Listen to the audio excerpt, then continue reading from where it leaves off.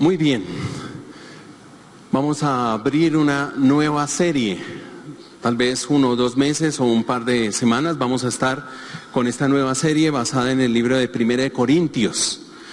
Nos vamos a entrar en esta iglesia que uno podría decir preciosa, llena de tanta riqueza que el Señor le ha dado, pero tanta riqueza, ustedes no se pueden imaginar, pero que tiene unas falencias impresionantes, la iglesia a los Corintios.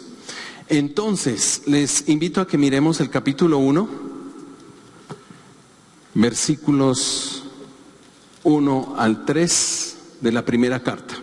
Ahora, es bien interesante porque esta no es la primera carta, realmente hubo una carta anterior. Y algunos creen que hubo 2 cartas más, entonces posiblemente sea la segunda o tal vez la tercera carta que el apóstol Pablo le escribe a los Corintios. Y lo que vamos a hacer es adentrarnos en la iglesia del Señor, porque esta carta es preciosa para hablar de la iglesia, pero sobre todo el concepto que tiene Pablo de la iglesia como una iglesia cristocéntrica. Su énfasis, si ustedes leen los primeros 9 versículos, 9 veces aparece el término el Señor Jesucristo, el Señor Jesucristo, el Señor Jesucristo, el Señor Jesucristo. Lo repite, lo reitera.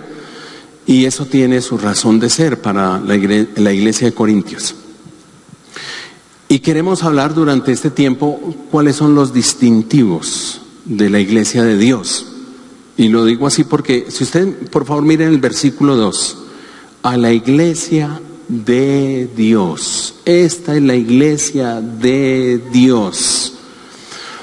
Para empezar y antes de leer me gustaría hacer una pregunta, por favor téngala ya y vaya respondiendo. ¿Qué es un distintivo? ¿Qué es un distintivo? Piénsalo, tenga la respuesta allí en su mente. ¿Qué es un distintivo?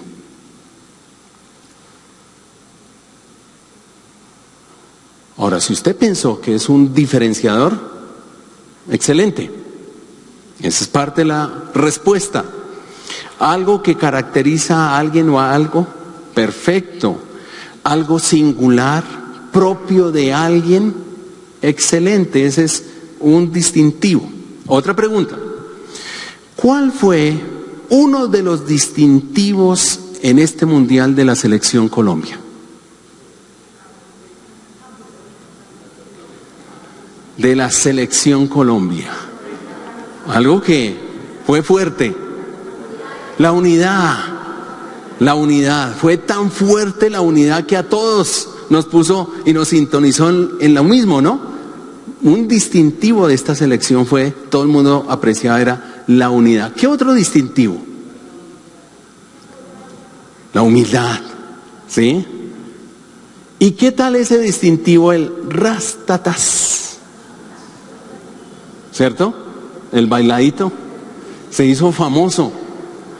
Mi hija estaba allí chateando con sus amigas de África y decían, no, estamos viendo el partido de Colombia, lo que más nos gusta es cómo bailan, cómo bailan. Se impuso, fue un distintivo de la selección nuestra. Ahora, otra pregunta. ¿Cuál cree usted es uno de los distintivos de la Iglesia Confraternidad Cristiana? ¿La sobriedad? Muy bien, muchas gracias. La palabra, la centralidad en la palabra. Misiones, ¿sí?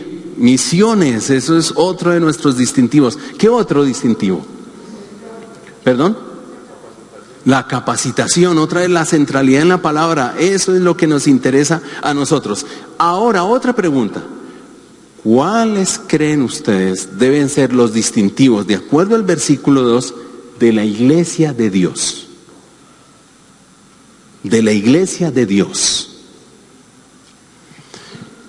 En medio del llamado del apóstol Pablo, de la vocación de Pablo, como dice así el texto, y en medio del llamado que Dios le hace a la iglesia, Pablo va a resaltar 3 distintivos. Una de las palabras fuertes aquí es llamado. En medio de ese llamado, en medio de esa vocación, que me parece a mí que es el tema aquí, él va a resaltar 3 distintivos. Hay más, pero queremos empezar por al menos estos 3. Vamos a leer. Pablo, llamado por la voluntad de Dios a ser apóstol de Cristo Jesús y de nuestro hermano Sóstenes, a la iglesia de Dios que está en Corinto, a los que han sido santificados en Cristo Jesús, ¿y qué más? ¿Hacer qué?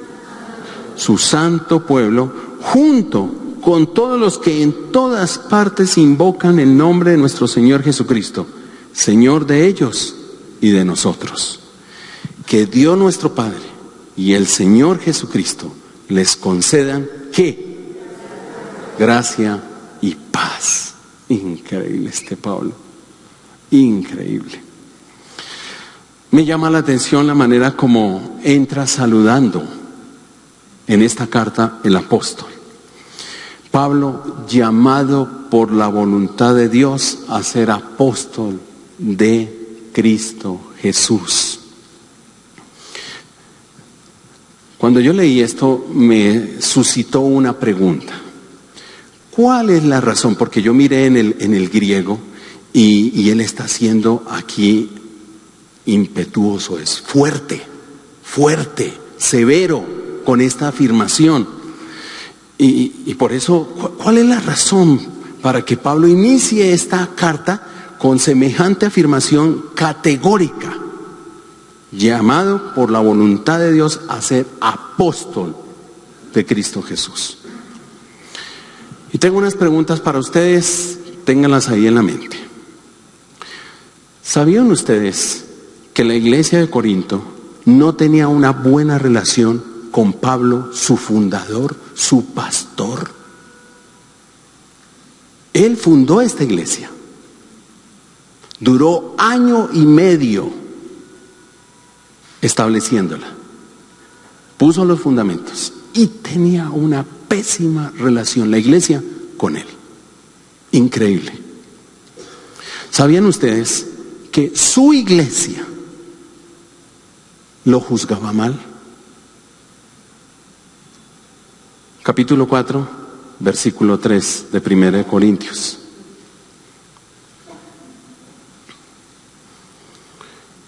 Por mi parte, muy poco me preocupa que me juzguen ustedes o cualquier tribunal humano. Lo juzgaban. Y lo juzgaban mal. Y no solamente lo juzgaban, lo criticaban. Capítulo 9, versículo 3. Esta es mi defensa contra los que me critican. Pero no solamente lo juzgaban mal o lo criticaban. ¿Sabían ustedes o tenían conocimiento de que su iglesia lo menospreciaba? Lo menospreciaba. Tanto que algunos comenzaron a hacer comparaciones detestables entre él y Apolos, entre él y otros predicadores, entre él y otros apóstoles, entre él y otros pastores. Miren solamente el capítulo 1, a partir del versículo 10. Habían divisiones entre ellos. Y unos decían, yo sigo a Pablo. Y otros afirmaban, y yo a Apolos. Capítulo 4, versículo 6. Sabían que algunos de esas personas, algunas de esas, sacaban pecho, y el término ahí se inflaban en el versículo 6, a favor de Apolos, solo para perjudicar a Pablo, su fundador. Era increíble. Y empezaron a hacer comparaciones, no eran buenas. ¿Quién es mejor predicador? A ver. ¿Quién tiene más verbo? Ustedes se van a dar cuenta. Por el momento quiero explicarles la razón del por qué empezaron a menospreciar, a juzgar y a criticar al apóstol Pablo. Y en parte se encuentra en la nueva manera como ellos comenzaron a repensar su fe, porque empezaron a repensar su fe. La fe comenzó a ser pensada a partir de términos de sabiduría griega. Miren por favor capítulo 1, 2, 3 y 4. Y ahí Pablo les hace, mejor dicho, toda una tesis diciéndole, a ver, ¿esto es de sabiduría de hombres o es de sabiduría de Dios? Y ellos empezaron a replantear su fe a partir de términos de la sabiduría griega, como si esta fuera la expresión última de la sabiduría de Dios. Y según ese nuevo criterio que estaban trayendo todos estos prosélitos que eran griegos, con la influencia y el pensamiento griego, y lo estaban metiendo dentro de la teología, ni Pablo, porque era un ataque contra la persona de Pablo, ni su evangelio quedaban bien parados. Explico. Hablemos un poco del contenido, porque ellos hablaban del contenido de la sabiduría. Ellos consideraban que el evangelio y la predicación de Pablo era como leche para bebés. Y le decían a Pablo, oiga, nosotros ya estamos muy grandes, estamos muy maduros, estamos demasiado avanzados para que usted nos siga dando tetero. No, eso de invitarme a verdades básicas, yo ya pasé por ahí, yo ya estoy muy grandecito. Miren por favor el capítulo 3, versículo 1. Yo, hermanos, no puedo dirigirme a ustedes como espirituales, sino como inmaduros, apenas niños en Cristo. Y él les sigue diciendo, les di leche porque no podían asimilar alimento sólido. ¿Y sabe por qué les doy leche? ¿Saben por qué? Ustedes se creen muy maduros, pero son inmaduros, porque entre ustedes hay divisiones, hablan del uno del otro, comparan a este con aquel. Eso es una expresión de inmadurez. Y mientras ustedes sigan siendo inmaduros, yo les sigo dando leche. Ustedes no están listos para recibir toda la riqueza que el Señor tiene. Mientras sigan haciendo esas comparaciones, mientras pongan al uno contra el otro, mientras sigan criticando, murmurando, ustedes lo único que necesitan es leche.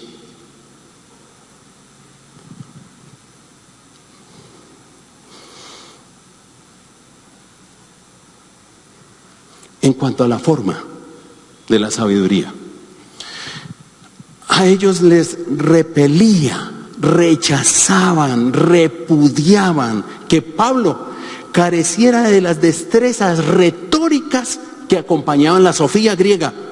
Y una de esas cosas que no tenía Pablo era la elocuencia.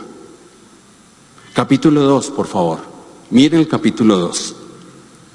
Yo, hermanos, este es el 1, el 3, capítulo 2, por favor, 1. Yo mismo, hermanos, cuando fui a anunciarles el testimonio de Dios, no lo hice con gran elocuencia y sabiduría. ¿Me regalas el siguiente? Me propuse más bien, estando entre ustedes, no saber cosa alguna, excepto de Jesucristo y de este crucificado. Si seguimos con el 3, dice lo siguiente: es más, me presenté ante ustedes con tanta debilidad que temblaba de miedo. No les hablé ni les prediqué con palabras sabias y elocuentes, sino con demostración del poder del Espíritu Santo. Al parecer Pablo no era muy expresivo, no era muy conmovedor. Créanme, él no lloraba como llora Luis Miguel. No lo hacía, no conmovía, no era muy fluido, no utilizaba palabras rimbombantes en sus mensajes. Es más, era inseguro, débil.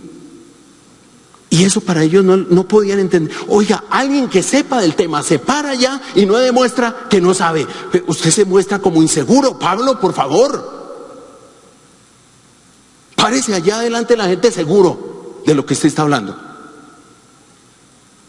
Y por eso, y otras cosas, empezaron a menospreciarlo. y hasta pusieron en tela de juicio su apostolado.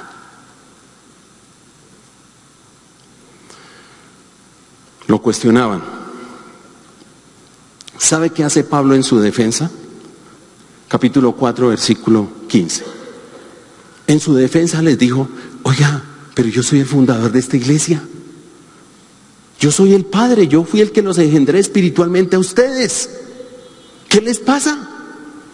Ahora, si eso no es suficiente con estos credenciales, yo soy apóstol. Capítulo 9, versículo 1. Porque yo vi al Señor Jesucristo. Y en esa época un apóstol se designaba a una persona que fundaba iglesias y que había tenido una experiencia, un encuentro personal visible con el Señor Jesucristo. Él tenía esos dos credenciales. Tenía esas dos credenciales. Sin embargo, no los convencieron. A esta iglesia esos credenciales no los convenció. Por eso, en su saludo comienza afirmando el origen de su llamado. Y lo primero que dice en el versículo 1, por favor, volvamos al capítulo 1. Les dice que su condición de apóstol es por llamado divino.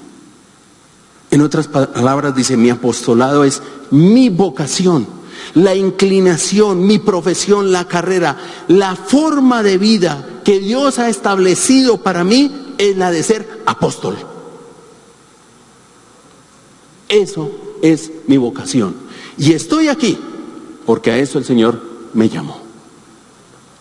En segundo lugar, Pablo le recalca el origen de su apostolado con la expresión por la voluntad de Dios. Y esta expresión es impresionante. Hechos capítulo 9, versículo 15. ¿Qué está diciendo Pablo? Mi llamado no comenzó en un momento puntual de mi vida y de mi historia, cuando salía de Damasco o cuando iba para Damasco persiguiendo a la iglesia cristiana y tuve un encuentro con el Señor. Dice: ve, insistió el Señor, porque ese hombre, Pablo, es mi instrumento escogido para dar a conocer mi nombre tanto a las naciones y a sus reyes como al pueblo de Israel. Mi llamado no empezó ahí, en ese momento histórico. Esto es voluntad de Dios. Desde antes de mi propia creación, desde antes de la creación del universo, ya Dios me había escogido. Ya me había escogido para hacer esto.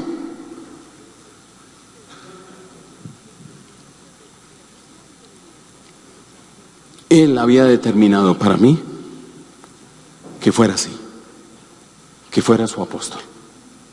Y en tercer lugar, les describe la naturaleza de su vocación como apóstol de Jesucristo. En otras palabras, lo que caracteriza mi vocación, mi llamado, está relacionado directamente con Jesucristo. Fue Él quien me envió para dar a conocer su nombre. No me mandó a otra cosa. Esa es mi tarea. Fue Él el que me destinó para esto, Jesucristo. Por eso yo soy apóstol de Jesucristo. No soy de nadie más, para no debérmele a nadie. Porque en el capítulo 9, él sí que tiene un encontrón con los corintios. Están enojados con Pablo, y no solamente enojados, lo menosprecian por el trabajo que él desempeña. ¿Ustedes saben cuál era el trabajo de Pablo? Era constructor de ¿qué? Constructor de tiendas. Hoy en día, ¿quién podría ser? Un obrero raso, un maestro, un ruso, como le decíamos antiguamente, ¿sí? Ustedes se pueden imaginar Pablo llegando a esto, y ¿sabe cuál era el concepto? Este albañil nos va a predicar. Miren el capítulo 9, este albañil nos va a predicar. El menosprecio era impresionante, porque ellos ya se creían maduros y sabios, grandes, crecidos.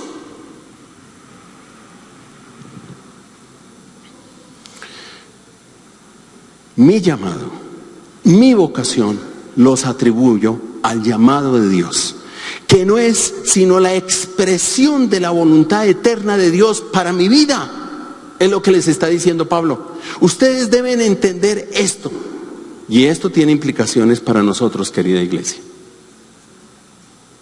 Porque esta afirmación debería ser suficiente razón para valorar a las personas que Dios ha puesto al servicio de la iglesia. Valorar a los maestros de niños, valorar a los maestros de las etapas, valorar a todos los discipuladores de esta iglesia que trabajan con los matrimonios, valorar a nuestros misioneros, valorar a todos aquellos que trabajan con las fundaciones, con los más vulnerables, Ama a los Vencedores, Hogar Esperanza. Valorar a todos los que dan con liberalidad, porque ese es el don, la gracia que Dios les ha dado, dar para que esto se mueva. Valorar a los encargados de la alabanza, valorar a los anfitriones, porque esa es su vocación, ese es su llamado. Valorar a los ancianos de esta iglesia y por supuesto valorar a sus pastores. Suficiente razón. No por lo que él predica, no por lo que él dice, como lo diga bien o mal, por su llamado. Independiente de sus fragilidades, independientemente de sus debilidades físicas. ¿Quién dijo que un incapacitado no puede predicar desde un púlpito? ¿Quién dijo eso? Sí, ya me respondieron.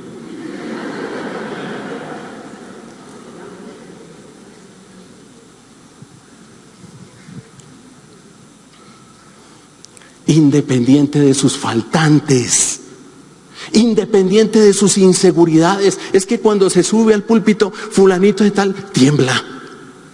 Independiente de eso, los valoramos porque han sido llamados, porque fue la vocación que Dios les dio desde antes que nacieran.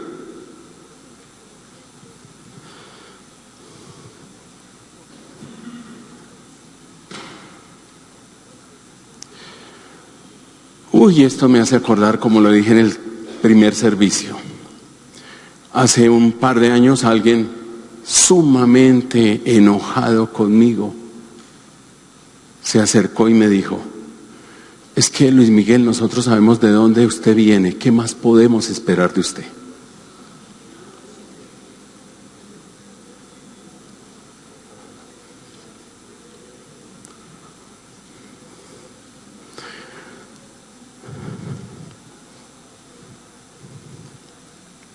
Un distintivo de la iglesia del Señor, de la iglesia de Dios, es el aprecio por sus servidores.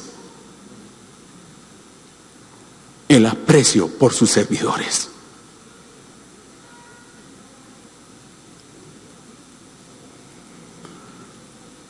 En segundo lugar, hay otro distintivo que está en el versículo 2. A la iglesia de Dios que está en Corinto. Mire dónde la ubica. Eso es bien importante, ese dato. A los que han sido santificados en Cristo Jesús y llamados a ser su santo pueblo. Así como yo tengo una vocación, está diciendo Pablo, ustedes, iglesia, también tienen su vocación. También tienen su llamado desde antes de la fundación del mundo. Desde antes. Y esto es para todos. Toda esta instrucción se ha hecho para toda la comunidad. No está dirigida a aquellos que están en contra de Pablo. No. Pablo también les está llamando la atención por ponerse a favor de él. Y él dice, no, por favor, no lo hagan. Ustedes también son inmaduros.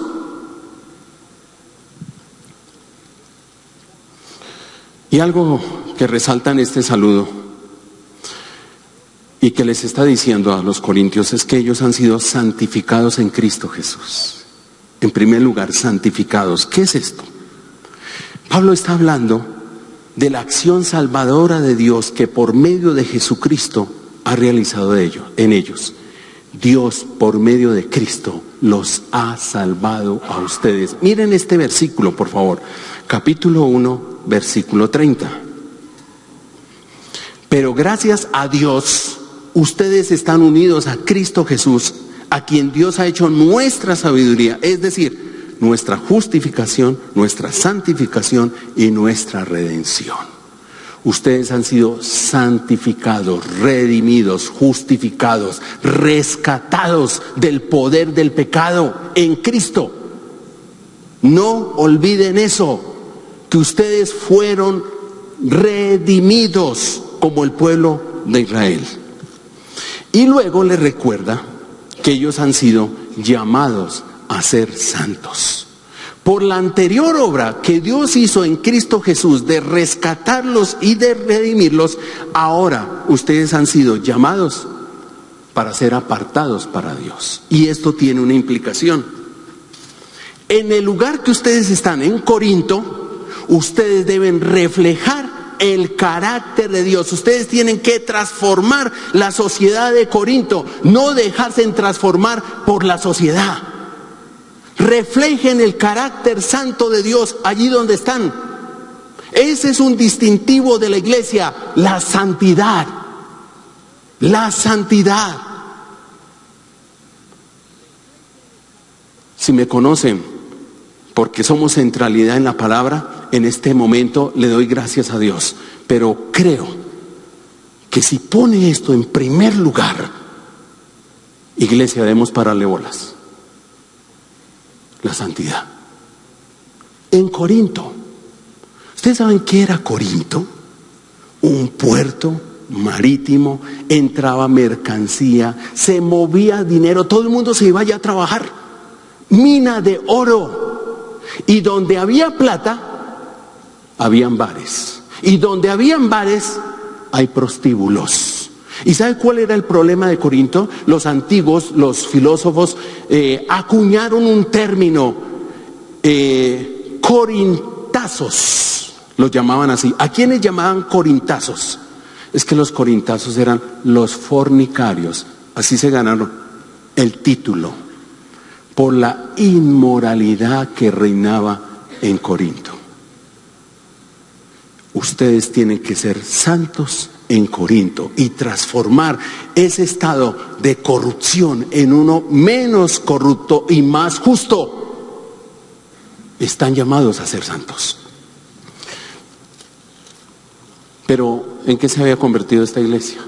Una iglesia que alardeaba de ser sabia, de tener todos los dones de lengua, es decir, el don de lengua, es decir, hablamos como los ángeles. Ustedes miren el capítulo 11, hablamos como los ángeles. ¿Qué más queremos? Estamos arriba. Pero sin embargo, esa sabiduría no era consistente con su estilo de vida. Miren por favor capítulo 5. Ella del dominio público, escuchen eso, que hay entre ustedes un caso de inmoralidad sexual, que ni siquiera entre los paganos se tolera, a saber, que uno de ustedes tiene por mujer a la esposa de su papá. Y miren lo que le dice en el 2. ¿Y de esto se sienten orgullosos? ¿A ustedes qué les pasa? Alardean de tener tanto conocimiento, de saber tanta escritura, ¿y cómo es posible que eso no es coherente con su estilo de vida? ¿Cómo es posible? Miren por favor, versículo 9 del capítulo 5. Por carta, por eso les digo que esta no es la primera. Por carta ya les he dicho que no se relacionen con personas inmorales. Ellos no tenían problema. No tenían problema. Si ustedes siguen, por ejemplo, el capítulo 6, si leen el versículo 15, ¿no saben que sus cuerpos son miembros de Cristo mismo? ¿Tomaré acaso los miembros de Cristo para unirnos a una prostituta? Eso era lo que ellos hacían. No eran consistentes. Creemos en un Dios santo. Acabamos de cantar Santo, Santo, Santo. ¿Y afuera? ¿Sí somos consistentes con lo que cantamos? ¿Coherentes con lo que decimos? ¿Con lo que creemos? Este era el problema de ellos. Y si ustedes ven, tenían todos los dones. espirituales impresionantemente, pero inmorales terriblemente. Un distintivo de la iglesia es la santidad. La santidad. Llamados a transformar el mundo, no a dejarnos transformar por él. Y en tercer lugar, vamos al último versículo, al 3.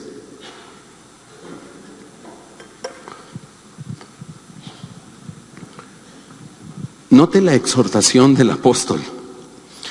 Es un llamado a apreciar a los servidores y es un llamado a ser diferentes, a reflejar el carácter de Dios. Pero el versículo 3 es impresionante porque recoge todo lo anterior. ¿De qué manera? Lo que está diciendo Pablo es que la manera como Dios se relaciona con el ser humano es a través de una palabrita. ¿Cuál creen ustedes de esas dos que está al final? Gracia. Así se relaciona Dios con la humanidad, por pura gracia. Esto significa que Dios se ha entregado a la humanidad misericordiosa, bondadosa y generosamente en Cristo. Dios no manifiesta de otra manera su bondad, su misericordia y su amor para con nosotros. Lo hace a través de su Hijo, en Cristo Jesús. En Cristo.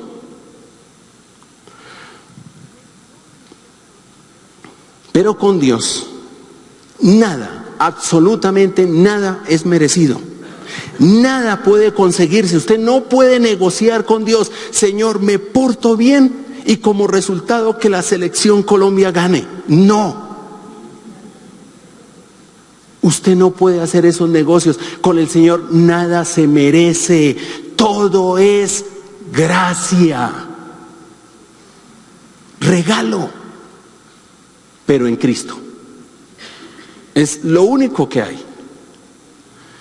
Todo lo que el Señor nos quiere dar, nos lo da a través de Cristo. En este sentido, a ver si me entienden el dicho, aquí no hay virgen que valga.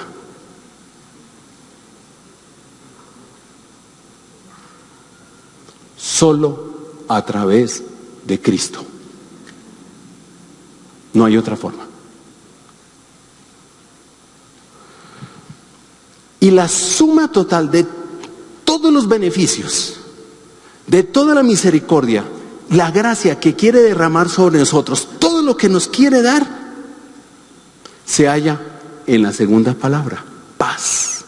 Porque si Él nos da todo eso, es para que nosotros tengamos bienestar, salud total y, escuchen, prosperidad. Y prosperidad también es parte del Señor, darnos salud y prosperidad, que tengamos paz. Por eso derrama toda su gracia, toda su gracia. Escuchen lo que les dice a estos de Corinto, porque Pablo está sorprendido que a pesar de cómo son ellos, Dios ha derramado tanta gracia en esta gente. Escuchen bien. Versículo 4, siempre doy gracias a Dios por ustedes, pues Él en Cristo Jesús les ha dado su gracia. ¿De qué manera? 5, unidos a Cristo, ustedes se han llenado. Uno podría decir los bolsillos. Se han llenado de toda riqueza. Ese es Dios. Se han llenado de toda riqueza. Y el resto del libro son todas las riquezas que esta iglesia ha disfrutado.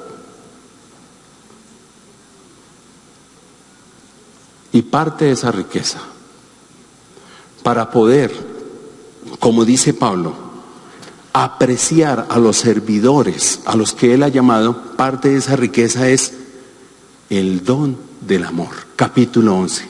¿Lo conocemos? El capítulo 11 es el poema del amor. ¿Qué es el amor? ¿Por qué Dios ha derramado en la iglesia el amor? Porque solamente el amor me va a permitir a mí apreciar a todos aquellos que Dios ha llamado para servirle. tolerarlos, tenerles paciencia en medio de sus debilidades. No, es que ese cada vez que se para ya a predicar, tiembla, no es claro, le falta más comunicación. El amor me permite soportar eso, relajarme en lugar de empezar a criticar, a juzgar y a poner en tela de juicio. Ese que pastor es, ni siquiera sabe orar. El amor es uno de los dones que Dios ha derramado por gracia en su iglesia. Y hay más. Ustedes miren toda la cantidad de dones para que nosotros también podamos reflejar el carácter de Dios. ¿Qué nos ha dado? El Espíritu Santo. ¿Acaso no saben ustedes que son templo del Espíritu Santo? Que el Espíritu Santo mora en ustedes. ¿Para qué? Para poder reflejar el carácter de Dios allá en Corinto, aquí en Bogotá, en medio de tanta corrupción. En otras palabras, Dios no nos deja solos, nos da una vocación, pero nos equipa para poderlo realizar, para poder hacerlo, para poder amar y apreciar a los servidores, pero también para poder reflejar el carácter de Dios. No estamos solos. Por eso dice que Dios nuestro Padre y el Señor Jesucristo les conceda riqueza, sus dones, su amor, que los llene de todo eso para que podamos reflejar su carácter, para que podamos transformar la sociedad. No estamos solos. Los corintios pensaban que eso les pertenecía a ellos. Lo hemos logrado. Y más adelante Pablo les va a decir: ¿y ustedes de qué se ufanan? Sacan pecho, se sienten inflados. Ustedes lo han recibido desde el Padre. Eso no es de ustedes. Dios se los dio. Así que no vengan a sacar pecho. Ustedes no saben la riqueza que hay aquí en esta iglesia. ¿Dónde están los maestros? Por favor, ¿dónde están los maestros? Aquí hay maestros, etapas, niños, pónganse de pie, todos los maestros. Sin miedo, maestros. Dios les dio un llamado a ustedes, una vocación, allá arriba. Ustedes, Dios les ha dado una vocación. ¿Dónde están los discipuladores, por favor? Todos los discipuladores, todos los que trabajan en matrimonios aquí con las damas, allí discipulando hombres, mujeres, los jóvenes, todos esos discipuladores. ¿Ve? Esa es una vocación, un llamado. ¿Dónde están el comité de damas? Hay mujeres aquí, el comité de damas, el comité de caballeros, los líderes de jóvenes. Pónganse de pie, por favor. Pónganse de pie. Todos los que trabajan con fundaciones, Ama a los Vencedores, Fundación Confra, Fundación Hogar Esperanza, todos ustedes, esa es la vocación que Dios les ha dado. Pónganse de pie. Todos los que dan con generosidad, don de liberalidad, que dan su diezmo y su ofrenda, póngase de pie. Usted es fiel con sus diezmos y ofrendas. Eso es parte del don que Dios te ha dado, el llamado que Dios te ha dado, sostener la obra, por favor. ¿Ve? Sigo nombrando y verá que todos nos paramos, porque es así. Esta es la riqueza. Mire, la riqueza de Dios nos ha llenado a la iglesia de una riqueza impresionante. Gracias, pueden sentarse. Cada uno de ustedes, por favor. El llamado es a apreciar el llamado de cada uno, la vocación de cada uno, independientemente de nuestras falencias, independientemente de eso. Una iglesia, la iglesia de Dios, en estos 3 versículos nos permite tener 3 distintivos. Aprecia a los servidores que Dios ha llamado, reflejan el carácter santo de Dios y aprovechan la riqueza que el Señor nos ha dado para reflejarla allá afuera. Nos vamos a poner de pie.